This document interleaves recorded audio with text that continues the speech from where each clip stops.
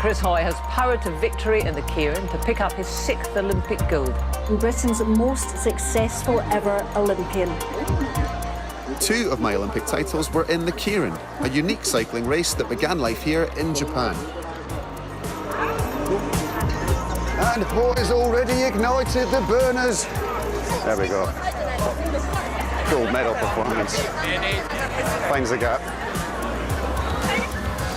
15 years ago, I came here to study with and race alongside Japanese riders.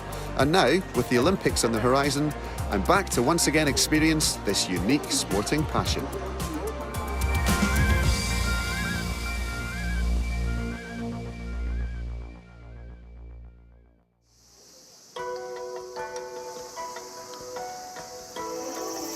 I'm here in Matsudo on the outskirts of Tokyo. The last time I was here was in 2005 as a Keirin rider myself. But today, I'm here as a fan. Keirin races have featured in the Olympics for 2 decades and involve 6 riders following a pacing motorbike around the track before a hectic sprint for the line in the closing 3 laps. The Japanese Keirin has been a national obsession for almost 80 years. The rules and traditions of the sport reflect Japanese culture like nothing else in the world.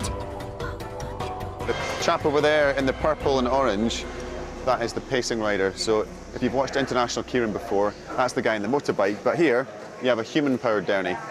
And he's actually a Keirin racer himself, and he'll do a certain number of days a year as the pace rider. And he'll take it just as seriously as he is when he's racing. It reflects Japanese culture. Everybody takes their job very seriously. They do it to the best of their ability, and they do it in the way that they're told to do it. There you go. Arigato gozaimasu. Now, it can be quite lucrative for the riders. It is a profession. The top riders can earn in excess of £1 million a year just through prize money alone.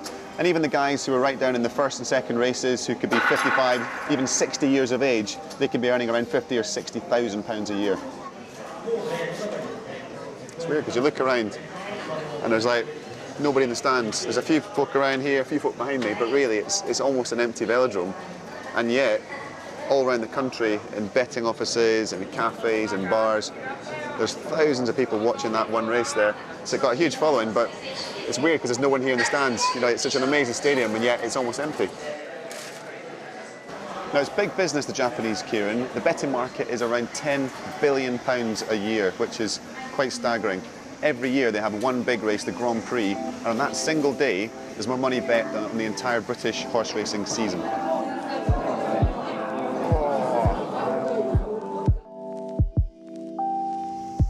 Well, this is something I never knew existed. This is a shrine that you can come and you can say a few prayers to the gods of money, apparently, to give you some good fortune and hopefully win some of the bets on the races. For the competitors, it's not so much about luck, more about dedication and tradition. All of Japan's homegrown riders are obliged to complete a year's study at the Keirin School in Izu, 200 kilometres from Tokyo. Even invited international cyclists like me have to attend before we can compete. I was here in 2005, 3 years before my first Olympic Keirin gold. Standing in the shadow of the Olympic Velodrome, the school is part military academy, part training camp, a place of tradition that focuses on respect, self-control and honesty, along with the knowledge necessary for a professional Keirin rider. Well, this is Saitel. This is where I stayed in 2005, and by the looks of it, nothing's changed. I don't even know if they've put a lick of paint on it since I was here. Quite excited to go inside, though. Go and see my old room. Konnichiwa. Konnichiwa. Well, I can't believe just how similar everything looks. Nothing seems to have changed at all. And my room is right at the end. The last door. Yeah. Yeah. Well, even the smell, it just brings back all the memories. It's really familiar. Wow, there it is. Yeah, it's the same. It's the same. I think there's new carpet, same old units. Yeah, I think I'm pretty sure I stuck a sticker up in there when I was here, up in here. Is it possible to stand on here? Yes. Yeah. We used to get these little stickers. All the Keirin riders got one given to them, or a pack of them, and I'm sure I stuck it up here. I don't know if it'll... There it is! Oh, look at that! Check it out. Look. Well, thanks very much. That was incredible. Didn't expect to see that up there. Arigato. Trip down memory lane. Thank you. Cheers. That's it, bathroom up here. And in true Japanese style, everything is done together as a team, even bathing. Here we go, pretty cool. Fancy a dip? You pick up your little stool and you pick up your bucket. And this is the shower, you pop it down in front of your mirror. You've got your shampoo and your shower gel. You shower yourself,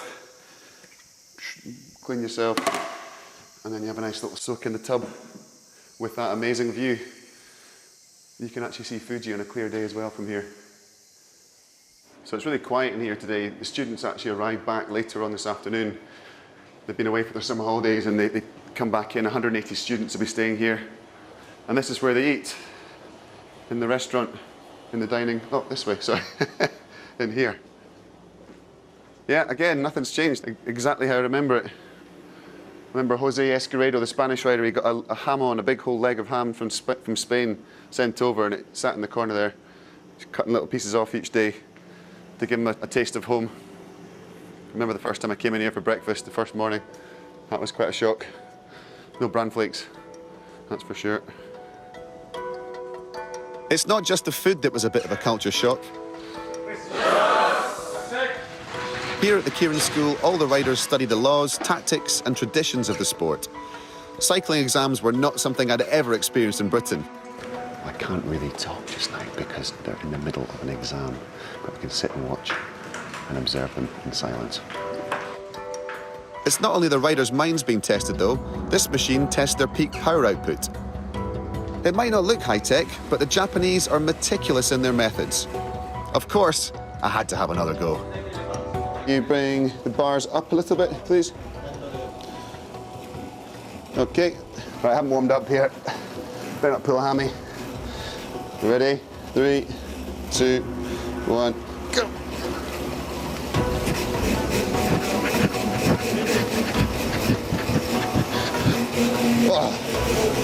Oh dear. I'm not making a comeback. It's official. Whew. Thank you. Before. This is cool though.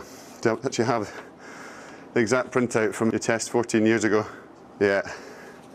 See where it goes? And I managed to hang on to it for 30 seconds. Back in the old days. Well, mind you, peak speed 67, 64, only 2.8 k's an hour off my peak speed last time, so maybe I'm making a comeback actually, I changed my mind.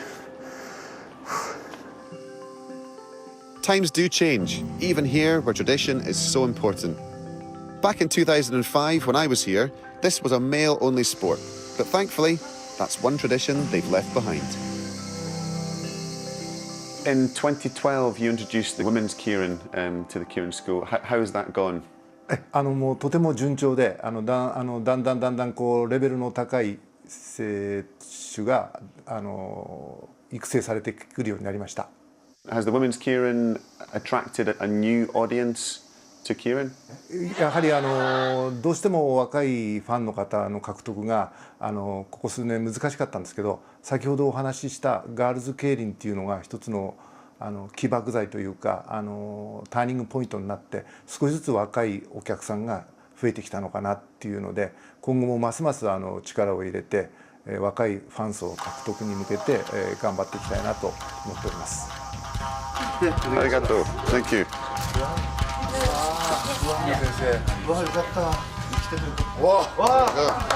There we go. Thank you. In addition to the homegrown riders tasked with entertaining the Japanese cycling fans is a small group of international riders. These cyclists, selected from the world's best, compete in the races and attend the Keirin School. For the first time in 10 years, there's a British man in their group, youngster Joe Truman. He's in his second season here in Izu. When did you first find out about the Japanese Keirin and what was it about it that made you want to come out here? Yeah, so I think I've been a bit obsessed with Japanese Keirin since I started track sprinting really when I was about 15, and now sort of since then I've been obsessed with the culture, and I've always had sort of bit of an affinity with Japan, I think. When sort of the ticket came for me to have the opportunity to come here, I sort of grasped it immediately and came out. First year took a little bit of getting used to, a little bit of a culture shock at the start. You know, chopsticks, the way you eat food and taking your shoes off and things like this. But yeah, I think this year really adjusted well, and I'm loving it out here. Yeah, there was another space there. I came out here when I was 29, and I kind of struggled a little bit with the lack of team support, the fact that you're very much an individual. How did you deal with that first race when you went in and you didn't have a coach to discuss tactics? It was just you on your own with 8 other foreign riders that didn't speak the same language as you. Yeah, it was a little bit of a shock to start with because I came straight from the Commonwealth Games in Brisbane, straight to here, and you went from sort of a big sort of team environment and straight into a small apartment down in Easy on my own. It was a bit of a sudden change, but I think you've got to embrace it really. I took a lot of advice from the older riders, and yeah, I think just for me the first few races was just enjoying it and getting to know the culture and getting to know the traditions. So then later on in the races, when the bigger races came, I could then perform sort of better. Being a rider here is rewarding but demanding. You only need to look at the training hill. Riders are expected to race up the slope, which is as steep as any I've experienced in the UK. I couldn't resist revisiting it. Well, this is a pretty unusual training venue. Yeah, yes, certainly unique to the Japan Keirin School, so give it a little race up there, see how it goes. So we've got the start gate here, lanes all the way to the bottom of a hill. It's over 1 in 3, isn't it? Yeah, I'm not sure exactly. I think 40% of it takes your speed straight away, so... Have you done it before? Never all the way up, You're not? but halfway, yeah, so we'll see how it goes. Ready? I'll do the call. All right. 5, 4, 3, go!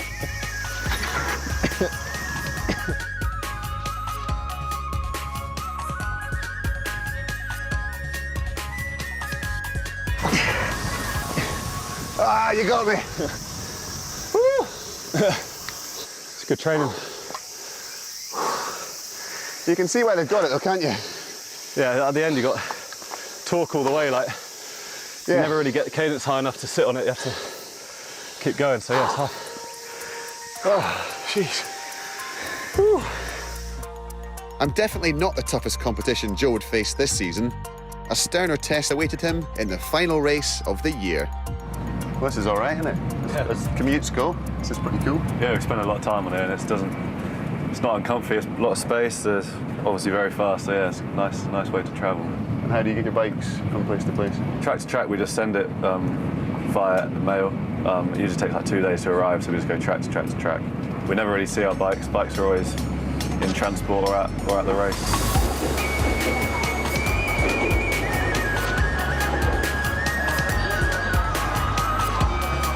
Today's Zenken day, so inspection day. Getting our bikes checked, our helmet checked, our shoes and everything. Declaring our tactics for the day 1 race. So after every race we pack it into this box, and ship it straight away to the next race. So it usually comes pretty deconstructed and we spend 20 minutes or so setting it up. So basically we have to do this all ourselves. Unlike international, the onus is all on us to do this, so yeah, you get to know a bit more mechanicking, like personally. Like before, I didn't even know how to remove a crank, so now I've learnt how to do that. And the bikes are all built to a very, very strict specification, and you'd look at that and think that's just a steel bike from back in the 1980s, and really nothing's changed. They made sure that the wheels, the tyres, the gearing system, everything is exactly the same for everybody. They want to keep it as equal and as fair a level playing field as possible for everybody.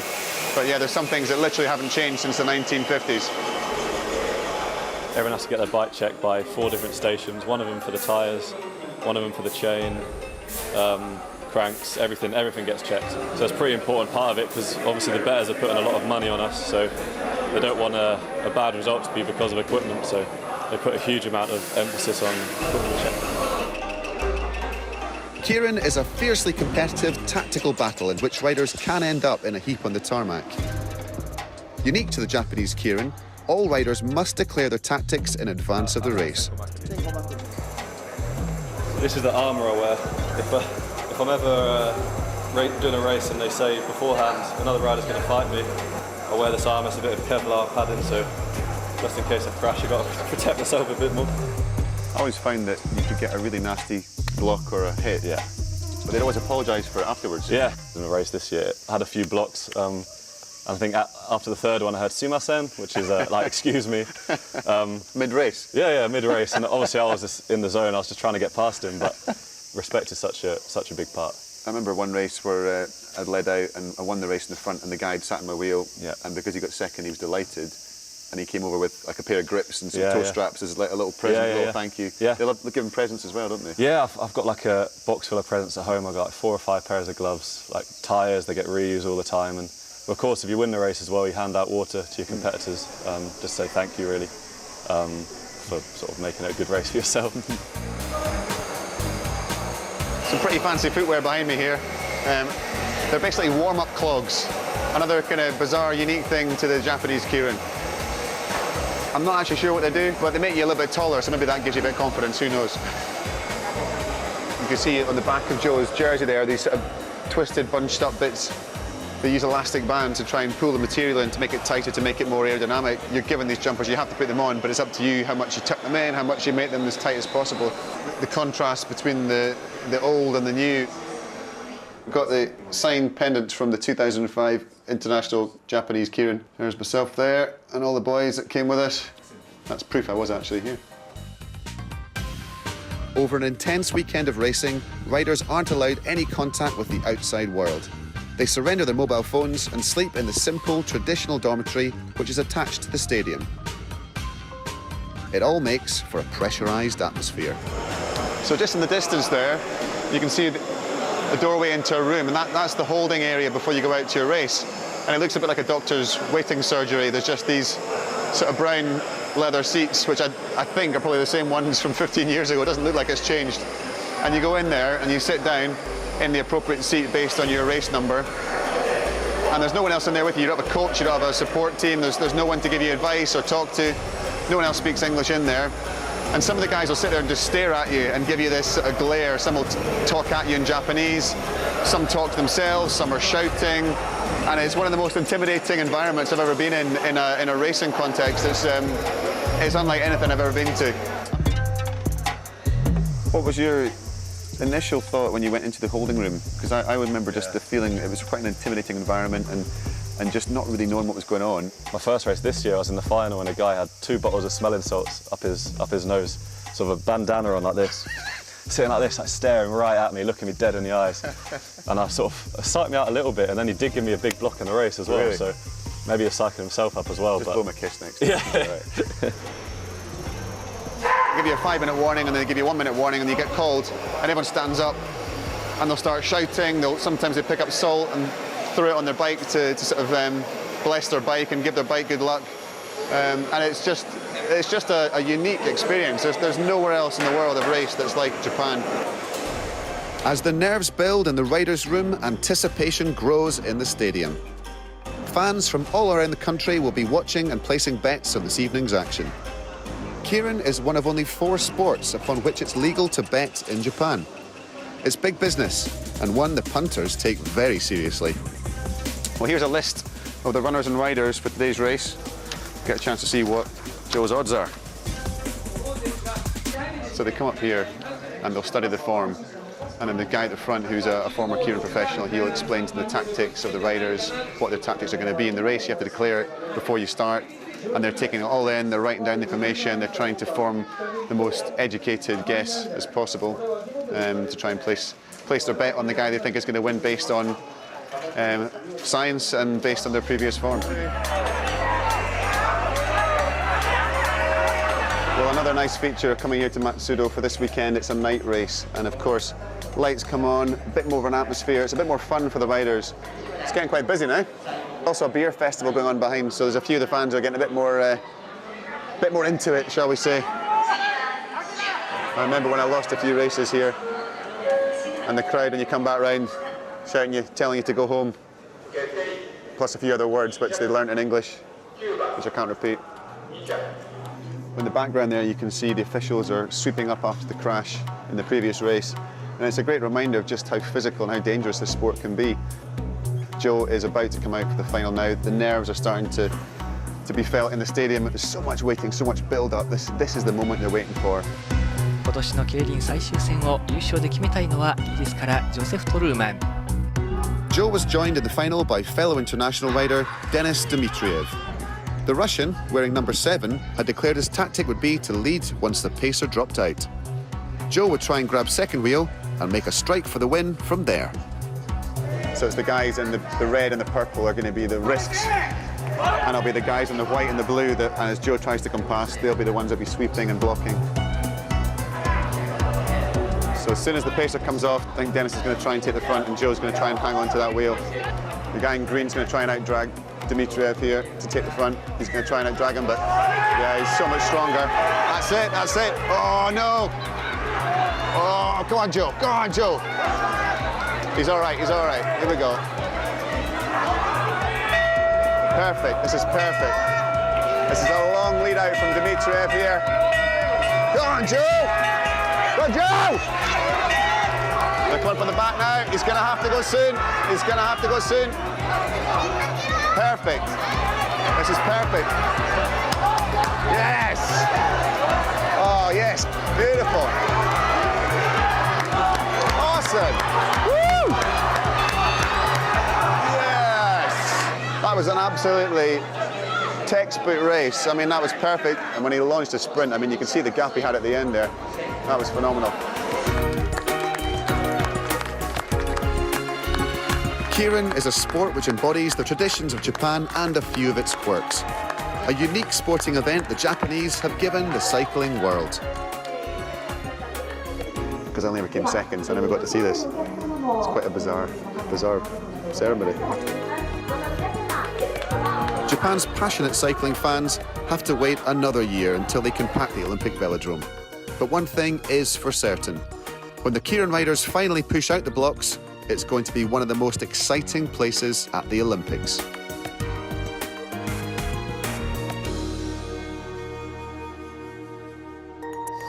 Whoa. He's got long legs, I tell you. It's a nice bite, this, actually.